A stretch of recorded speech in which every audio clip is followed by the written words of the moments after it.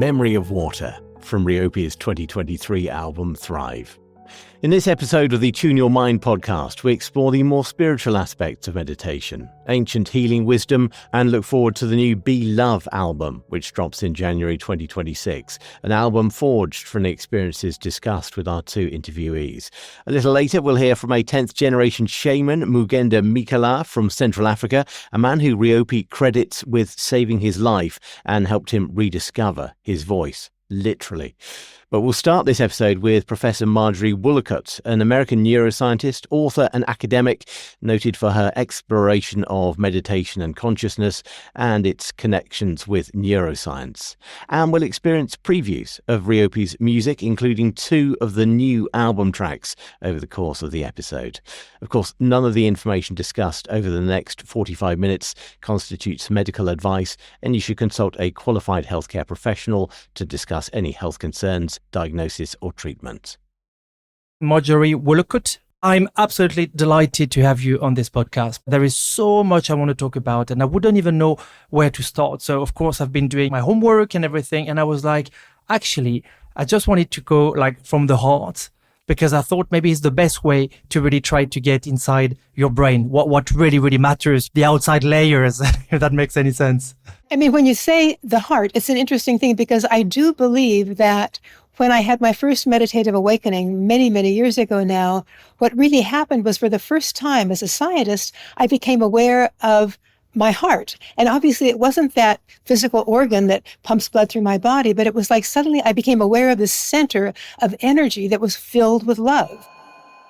And that then began like radiating this energy out through my body and beyond. And there was a sense that I had, in fact, of words that came to my mind, which are, I'm home, my heart is my home. And it was like that meditative awakening shifted everything inside of me. Now, it didn't happen all instantaneously, but little by little after that meditative awakening, I suddenly saw that I'm much more than the physical body. I'm much more than my thoughts and my mind. I'm really interconnected with everything in the world. This is incredible. I had something similar with the love. You feel your heart fully. So you are a scientist. Your resume is the size of a full book. So how can you mix you being a prominent scientist and at the same time a meditator, and you are aware, as you just said, of your heart? How did that work? The first thing to know is that truly, before that awakening, I was a materialist neuroscientist.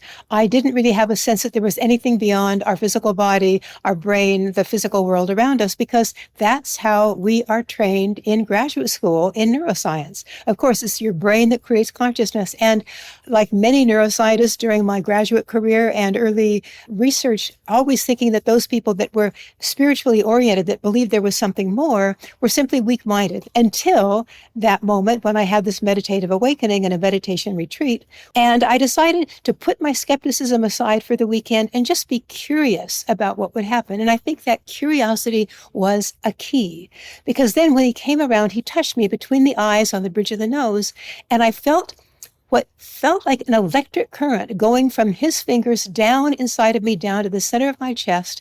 And then I began feeling this love I was talking about just radiating through me. And all I could say is like, this is not what I knew as a neuroscientist before this moment. And then I should say it was simply gradually, little by little, that I began to learn to incorporate my scientific understanding of the brain and the body and the world with this broader understanding that we are all interconnected, and that we have an origin that is pure consciousness, that is infinite awareness, that we're a part of at our essence. And it doesn't mean that the world doesn't exist. It is a magical reality, I would say. I mean, it's basically consciousness within every aspect of the world. And so I simply had to take many years to begin to assimilate that inside of me so that I could hold these two worldviews as one rather than as separate. I think it's okay to be skeptical because it is so magical, as you just said. To understand that and to live it, one has to experience it. Could you detail how it started? What kind of meditation? Because people sometimes, they're scared. Oh, I can't meditate because it will take me such a long time and I will never get there. This is a tradition. It's called Siddha Yoga, Siddha Yoga. And Swami Muktananda was the particular master that brought it to the West starting in the early 1970s. And what I would say about this particular tradition is that Shaktipat is the word that is often used for this particular awakening from the master to the student. And the word simply means the descent of power, in effect. Shakti, the descent of grace in a certain sense, from the infinite awareness through the master into the student. And I think that all of these meditation masters, from whatever tradition, if they are truly aware, they understand that they are only the conduit of this energy. They are simply trying to make themselves empty so that this energy can come through them. I should say it doesn't mean that you have to find the right master to have a meditative awakening, because it's the grace of the absolute that is coming into you. And it can happen in some people, for example, when they are simply sitting quietly in nature and they can have an awakening. And some of them are through near-death experiences. Some of them are through, for example, just waking up in the morning after some amazing experience in the middle of the night when you weren't aware outwardly, but you were having an amazing inner awakening. Some people have their awakening through some sort of a psychoactive substance. I had it through meditation. What a person has to understand is that's only the first step. And then it takes days, months, years of progressively assimilating that into your own worldview and letting go of your limiting beliefs about yourself and the world and allowing more expansive beliefs to take over. It is a journey, and it is about the process. It's about the experience in each moment. And if I can just enjoy each meditation and not think, why am I not there, whatever there might be yet? In the moment, I am there when I'm in total presence of mind, total stillness in my heart. So what kind of advice would you tell people to start if they wanted to start and being definitely enlightened by, your words? There are many, many different paths toward the self, toward the heart. And each person has to find the path that works for them. I certainly don't believe in one path. It can be from any tradition. It can be from many, many different teachers, but you find someone and a tradition that resonates with you. And then you listen wholeheartedly to the teachings of that tradition on how to turn inside to quiet your mind. It's the stilling of the thought waves of the mind so that we're totally present in the moment. And then we rest in who we really are. And if I can just have that behind my thoughts, because my thoughts are the things that get in my way. There are so many other practices that we use to assimilate this knowledge. And one is that we know that negative thoughts cause real problems. They cause us to be depressed, anxious. They cause a lot of suffering. And so the first thing we work on is how to let go of our negative thoughts and replace them with positive thoughts. And for me, often that is, how do I let go of my sense of disconnection and smallness and embrace the fact that I am connected with everyone around me. I'm connected with the plants around me. I'm connected with the red rocks in Sedona around me. And when I shift and let go of the negative thoughts and really home in on that feeling of connection, most of my suffering goes away. When you said you go quieter, you mean in terms of brain waves? Can we measure that? Because there is so much, data. As you know, I do, a lot of binaural beats because it's very efficient. But I'm finding that you've got opposite studies as well. So it's very complicated to try and find what the truth is. So I use my right brain mostly because my left is not as great. And honestly, I find that like when you go 4 and 2 hertz, I find, that this really go down. But it's not only the binaural beats. For me, music is magic, right? It's always been magic. I was talking to someone who was also using a binaural beat technology with people, in fact, that were from the armed forces to try to let go of their PTSD that they've had from the trauma in the armed forces. And he said that he would actually see, because he had, again, EEGs on their heads, that they were going down toward more delta frequencies without being asleep. So they were aware, but they weren't asleep, even though delta is considered to be the level of sleep. We typically are in our normal thinking mode in beta, then we move down toward alpha, more relaxed, and then down to theta, which seems to be more typical of many people's meditations. And then we hear about these Buddhist monks that seem to have the gamma frequencies that are filled with a sense of compassion toward others. And I don't understand that particular paradox, how some people may go into this gamma mode. And maybe it will take many years for us to understand that. I think we still don't understand exactly what is going on with that awareness in all the different parts of our brain. Perhaps the gamma frequencies are happening in one part of the brain where more alpha and theta are happening in another part of the brain, because our brain is not just one unified structure. I suppose I allow those paradoxes to simply rest comfortably with me, and knowing that people who are careful researchers have found both things, and it may relate also to the person. It may be that with that training of a Buddhist monk in compassion meditation for years upon years, they have a finer control of their brainwaves than some of the rest of us do. What you're reminding me about, too, is I'm thinking now about the stories we've heard about Beethoven, for example, and Mozart, for example, that felt that they were not creating their music, that something was going through them, and they were then allowing that, again, through their brain and their hands, etc., writing the notes down, hearing the notes inside. They were coming up with something that was absolutely phenomenal, that a human brain couldn't create by itself. And so I then ask, what is going on? Is it perhaps a combination of quieting the mind first, but then for those composers, and perhaps like yourself, being in this flow state where they're out of the way, the egoic network is turned completely down, and now they're able to really let something from the spaces of consciousness that are all available to us, full of creativity, come through them into this body-mind complex and create the music. I always felt that. And it's funny you said that, because for me, I always felt as long as I keep my integrity and my heart and, the right things, the music will flow. If I stop that, the connection will stop. And I really feel that it is this spiritual connection. With my bringing, it was a bit tough, but the only thing that I was like, okay, for me, God, it's about being love, compassionate, kind, all times. That's it. Be this, be love. That's why I'm calling this new album Be Love, because that's, I think, the only way to save the world today is to be love. Being a musician myself, I realized that when I had trouble being in the flow, it was usually because of this sympathetic, parasympathetic nervous system like trade-off that we have in our body, where, just to remind people about, we have this autonomic nervous system that has two useful modes. One is the parasympathetic mode, with the vagal nerve actually controlling that, which is about feeling safe and calm and open. And then the sympathetic mode is the one that we get to be in when we're anxious, when we're afraid, when we have fears about certain things like danger. And I realized when I was a young musician, I had to be careful when I was going into a symphony concert that I didn't allow my nervousness to take over, because for me, the sympathetic nervous system basically causes our muscles to contract. And therefore, it's very hard to play in a state of flow. Your mind is contracted, your muscles are contracted. And so it's beautiful to realize that meditation and other tools that we have can help the parasympathetic nervous system begin to take over and help us understand we are safe, everything is fine, we can be open, and then consciousness from that universal space can flow through us in the way it should, so that we can create beautiful music.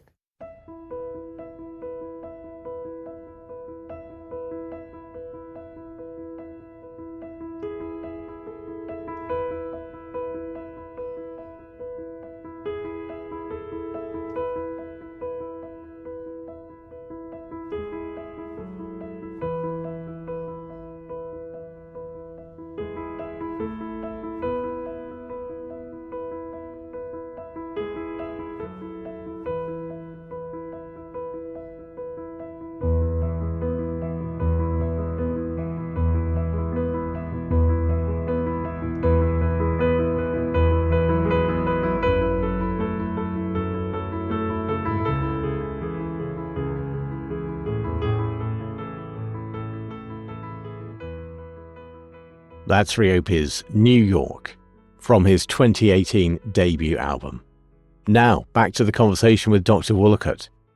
So do you think the sympathetic nervous system, when you're in like deep levels of stress and anxiety, you mentioned the vagus nerve, because I was very sick last year and I saw my vagus nerve in a meditation, and I didn't know it was the vagus nerve.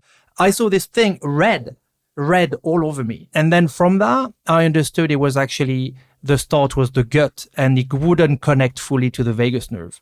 So do you think the stress and all of this can cause people to have issues? And do you think the vagus nerve can be a way to actually have this communication?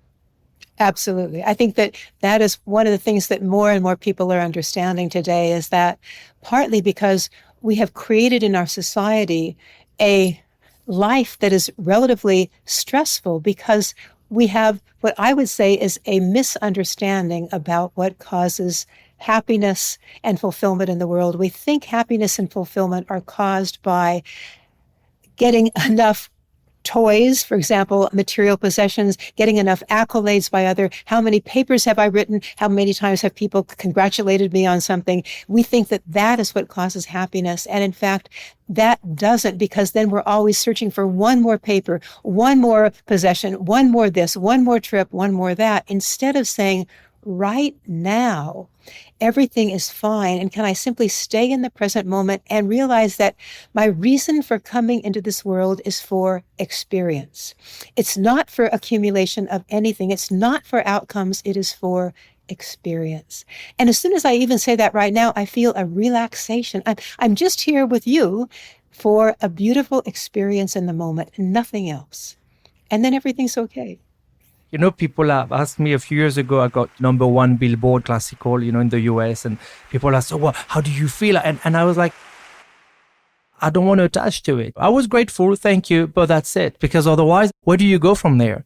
And that's why it's funny. I always say, like, the winners are the losers and the losers are the winners. Because the more money, the more problems, the more fame, all of this. And everybody right now is trying to have money. It's sad. It should be about, as you just said, experience. And there is no fear when you are in the present moment. The fear is in the future or in the past. It's very difficult. So if we had like a little magic wand, what would you do? That is such an interesting question, because I think that the issue for me too is when I came into this world as a little kid, I love the world. I first should say something that I'm learning right now. We talk about the experience of awe. And in fact, the experience of awe is what I had in that moment of meditation when I suddenly felt connected with my heart and I felt connected with everything around me. And that experience of awe when you're a little kid is, in fact, I think the equivalent of everything is fine. I don't have to worry about anything. I know that I'm connected with the world. And then what happens is, after you're about 4 or 5 and you get into school and you begin worrying about grades and about what other people think about you and having a career, you begin to create this egoic narrative around you of who you are, that it makes you separate from the world.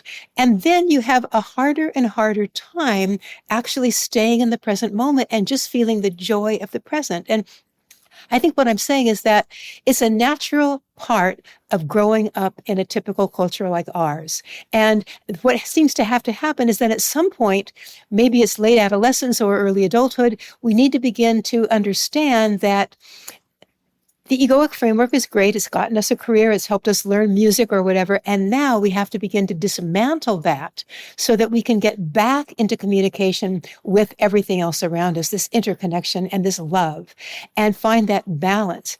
And in fact, I just want to mention something I find interesting about the older Indian philosophies, where they actually divided life into different segments. And the youngest part was what they called the brahmacharya part, where you're a student and you're learning. And then there's the householder phase, where now you have a career for a while and you create a family. But then there is the forest dweller stage, where you can finally let go and go back into that place of not having to worry now, and now having enough money, enough things, so that you can now stay in that experience of the moment. And actually, the final stages are what they call the renunciate stage, where now you can simply say, I know I'm in this transition to moving to the other side. I can truly let go of all my obligations and just rest truly in my state of expansion. So I guess what I'm trying to say is that part of developing as a human being has these different phases to life, but can we stay connected through all those phases? Can I teach children in school that they are also infinitely connected to everything else, so that they don't begin to feel contracted and small and competitive? Yeah, it's not sustainable for anyone. And again, you think you win, but actually you lose more, because if you don't attach to things, you're happier. I fully agree with you. And for the kids, it's very, very tough. Yeah, it should be collaboration. And I say that to my kids because you already feel it at school.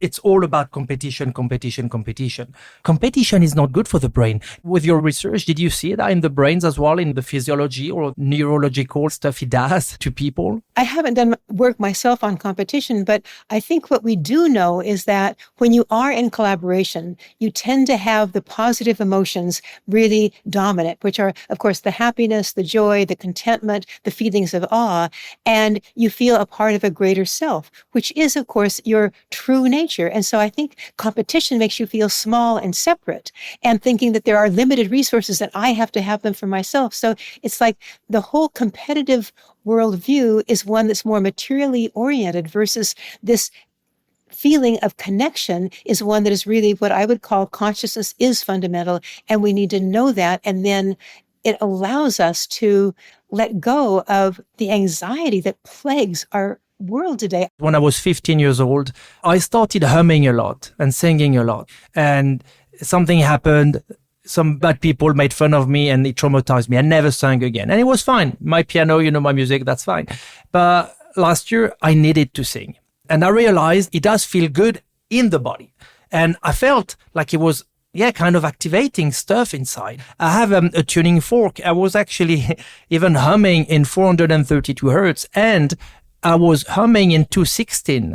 And in 216, when I sit down, I felt the vibration down the root chakra up to the crown, like everything really vibrating. And I realized that I couldn't even sing before anyway, because my body was, there was a problem. Yes, and definitely I should say that there is a fair amount of research now on the fact that it is very, very good to actually sing in order to really affect the body and the heart specifically, as you're talking about right now. And they're showing that people that have heart rate variability that is not optimal, when they do even a single bout of singing for a certain number of minutes, can change their heart rate variability to a more appropriate rate. So I think that is something that you actually found yourself when you were doing this. So it's very, very true that there's something about that affecting the vagus nerve and then changing the whole physiology of the heart and the other parts of the body, because the vagus nerve is connected, to the lungs, to the heart, to the vocal cords,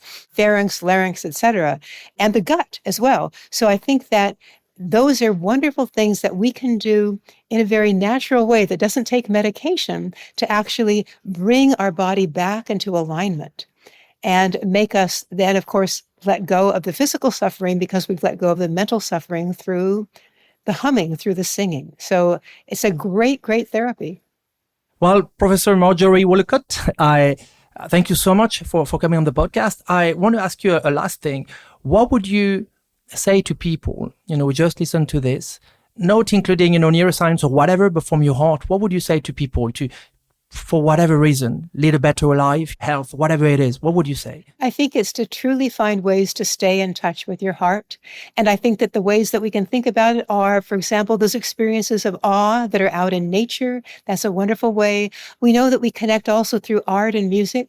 And it's also quieting the mind, staying in the present moment. That's hard even for me to do. And each morning when I come out of meditation, I say, now, as I walk across the room to the kitchen, can I stay in the present moment and enjoy the experience? Can I enjoy the experience of cutting the strawberries? Can I simply feel connected in that way? And then my suffering goes away, my anxiety goes away, and I'm connected to the heart.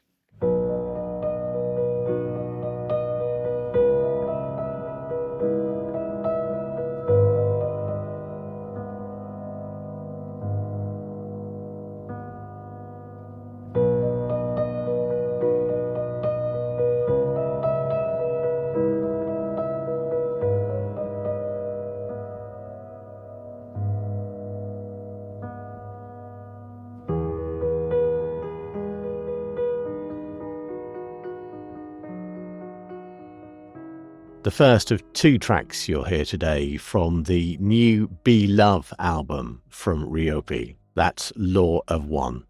So we head from the US to Central Africa for our second interviewee, and a fascinating conversation between JP RIOPY and Moughenda Mikala. Why did I want to get this shaman from Central Africa on the podcast is because literally he saved my life. It was a bit tricky for me because I was like, do I talk about it? Do I not talk about it? But then, as usual, as everything I do in my life, it needs to come from the heart. I can't try and intellectualize it because it never works for me. Everything I try to control doesn't work. When I let go, it works. So I contacted Moughenda to know if he would be up, for this podcast. And he said yes. So I'm very, very excited. Moughenda literally saved my life. I know it sounds crazy, and it is crazy. And still, for me, it is crazy, yes. But it is the truth. So that's why I wanted to have you on the show. So hi, Moughenda. Hey, GP, how are you? Well, I'm very good. Thank you so much. You look handsome, man. I'd like you to basically talk about where you're from and what happened. Because as I said to you, remember when I had the name of my album, Be Love, and then I met you, and then you told me... I told you it's going to be a holiday every day for you. I'd like to put things in context again. You're a shaman. You're a 10th generation shaman. So from Gabon. So you were taught from 5 years old or something? Definitely. Yeah, we study life itself. It's a traditional spiritual part, the art of knowing. Some people think it's a cult, it's a religion. No, it's far away from a religion. That's what we do, Booty. I mean, actually, it was like a way of elders back in the day. They will gather themselves around the fire to teach kids to share life experience, because actually back in the day, there was no knowledge whatsoever. Nobody knew about anything. It was just randomly thinking about anything, trying to make sense of life. Nobody knew about anything. That was before human find what we have now. That means like books, writing, and mathematics, every the other things that we have now. So that means this goes way back where it was all in the middle of nowhere in the jungle, because that's where life started. That was before human find Iboga medicine.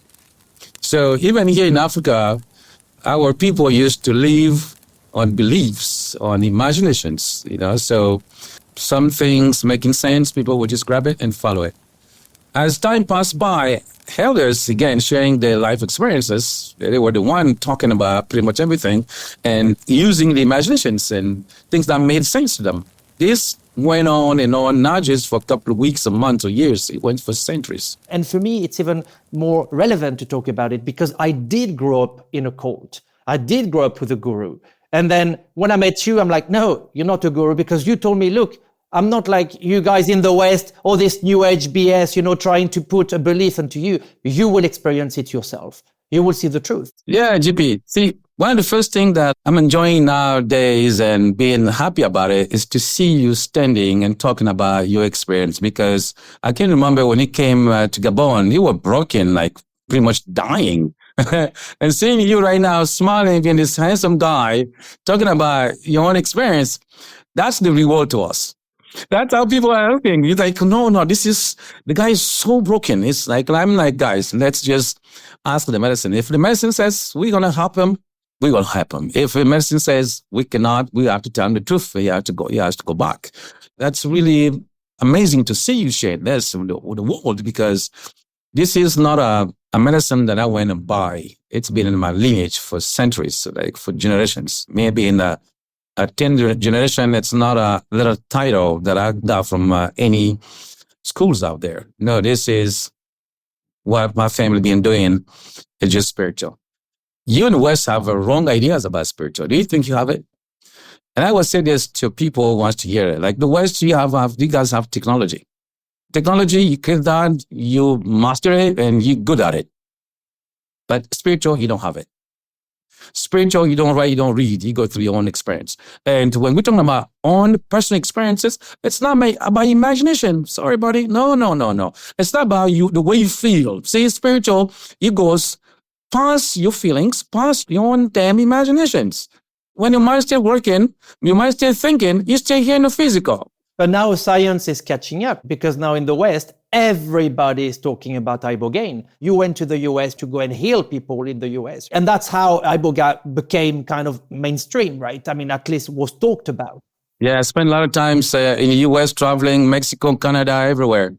to spread the teachings of medicine. And actually, I had a big center, the book called the Iboga House back then in Costa Rica. I spent a lot of time in Costa Rica. So I've been traveling a lot to spread the Iboga medicine and its teachings. If you want to heal any spiritual situations, you got to go on the spiritual ways.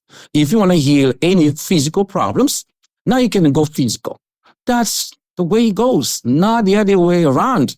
And that's how you see anyone having mental problems in the West, they don't get healed because you folks focusing on the physical. Let's say someone has been depressed. Okay, this is current, as you know. The whole world is freaking depressed, man. It's horrible, but it's true. It's true, yeah. Now, what I don't understand, GP, is like in the West, you have the best doctors ever. You have the best scientists, team research, like you searching for everything. What's going on with people's like mental problems there? Everything is about the book. Anything not about the book, it's fake. It's not real. See, that's how you guys got everything organized there to really diverse people, to have people confused. And nowadays, look at them. Everybody kind of looking the way back now to the ancient time because a lot of people waking up, which is a good thing. As you know, for me, music saved my life, and you know what I do with music. And I wanted you to share because, of course, I experienced the music as well of Bwiti, you know, while doing the ceremonies for Iboga. And if you could share your history and experience and everything, you know, with the music and the spiritual, because clearly for me, they've always been linked. And it's amazing to see that for you as well. And it's been like this for thousands of years. Look at yourself and me. Oh, everybody. We're not from here. We look at music. We're not from here. Before we became physical, we were invisible. Same. Look at the music. Until you will get to your piano, or someone else get their own instrument, music is not there. So someone has to bring thoughts together, bring the body together to create something, and that's come out. It depends now how someone playing the music.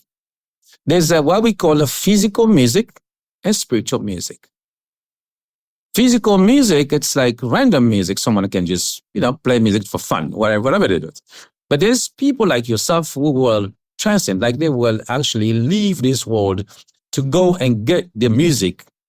And anybody listening to that music will connect with it. Who's going to be moved by this music? That's what we call, in our tradition, the spiritual music. Like you will see the mongongo music and the harp music. Those are the first music that have been played by human. See the way it is? Who knows that? Nobody. Now, someone has to connect to the music in a very high spiritual level. When someone like yourself connects in a very high spiritual level, you go to the invisible world, which is the original world. So musician, it depends on musicians. When you look at them, when you look at yourself, look at the way you grew up. You grew up in a court. You survived there. And I bet you nobody taught you how to do that music. You taught yourself how to do that music until you professional that. Nobody can understand. Nobody will or they could understand the way you did it. This is what I call magic. The real magic, so that means you go back to the invisible time and world to bring what's for you in order to actually bring that to the physical world here. And that's all it takes. But it's not just for everybody. But everybody can do it. But where the world's been, where everybody gets messed up, that's the block. Each one of us, we have the personal gifts. It's up to us to bring our own gifts and explore them. People, instead of exploring their own gifts, they become jealous to others. We just said that earlier. You don't want to have followers because you don't want people to follow you because you're not a maniac. You're not a control freak guy. You know what I mean? So that's so simple. So we don't need them. We don't need those things. We human, we still be together and enjoying life together. Sharing whatever we have. Like you're sharing music with everybody. I'm sharing my medicine with everybody. That's how it's supposed to be. Now, we're not trying to step on someone's toe. No. So music depends of the musicians, actually. Look at yourself, like I said. You came from a cult that was just punishing you. Because he had this fire burning inside of you. And you were using the invisible power without even knowing that first. Until, look where you are. Anybody who can listen to your music will be drawn to it, will connect with it. For me, music there's the soul. And basically, when I go to Africa, when I went to see you in the whole village, when there was the ceremony and stuff, everybody moves, everybody dances, everybody sings. And I'm like, wow, it is incredible. It connects every living thing. It is incredible. Very. Everybody's calm as well. I was very impressed. Everybody's calm. Like there is a harmony. And then, as you say, in the West, we know everything, we're the best, blah, blah, blah. But it's like, it's noise and everybody's depressed. So that's why, the connection with music, I'm like, there is definitely something there. Right? So, Moughenda, if there was one thing you would say to the world right now, the people listening to it, which most of the people would be from the West. But this episode, now imagine you are lost in the jungle, but you have no idea you're lost. That's going to be a shame. You meet up with a hungry tiger, they become a prey, a food to that guy. This is the 21st century going to 2026. A wake-up call, it's been already there. This world, it's God's world. It's not a human world like a one person should be controlling everybody on this planet. Every single human being should be enjoying their lives to its full potential. So this is a time where any human can stop and think for a minute for themselves, just to drop all the beliefs, all the so-called knowledge that they think they have. It's been written in our essence to think and to notice when something goes wrong or when we're following a wrong thought that teach us somewhere. It's a time for any human to stop for a minute, like where I'm going. I'm all right? Am I all right? Am I happy? Am I in peace? Am I really happy? Am I enjoying my life? See, truth, you cannot deny it, JP. No matter how much imaginations, how much beliefs, how much pretending that someone's doing, nobody cannot deny it, the truth, because we all know it. You know why? Because we are truth. It's right there in front of you. That's it. Moughenda Mikala. And the final words go to RIOPY. When you feel you're dying, it changes everything. And you really let go. And when I was in that state, I actually started singing. And the last time I sang, I was 15 years old. I was just going to the piano and it would start like naturally singing again.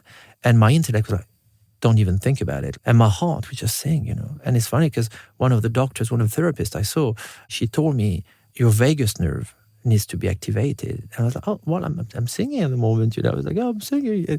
And she's like, well, because singing is very good to activate the vagus nerve. I was like, oh. Because, my vagus nerve was down, mitochondria, or the ATP levels, everything. It was like really, really, really crazy. So I started singing and I couldn't stop.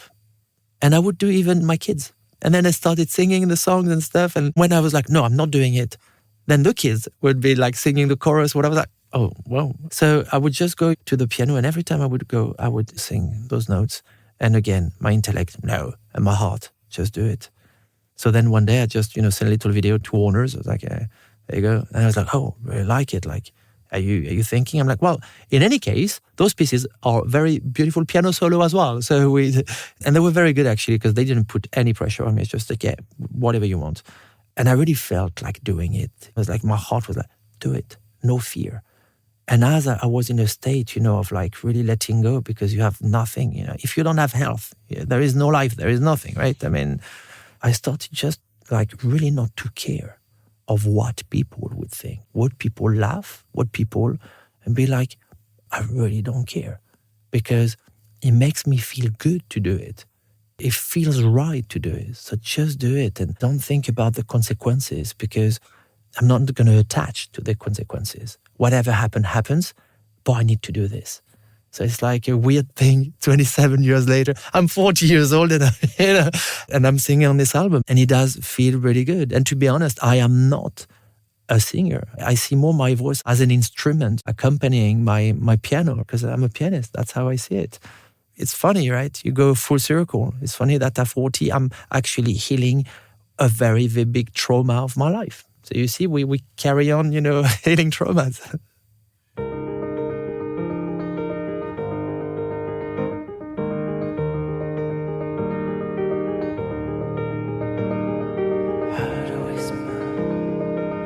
She comes and talks to me.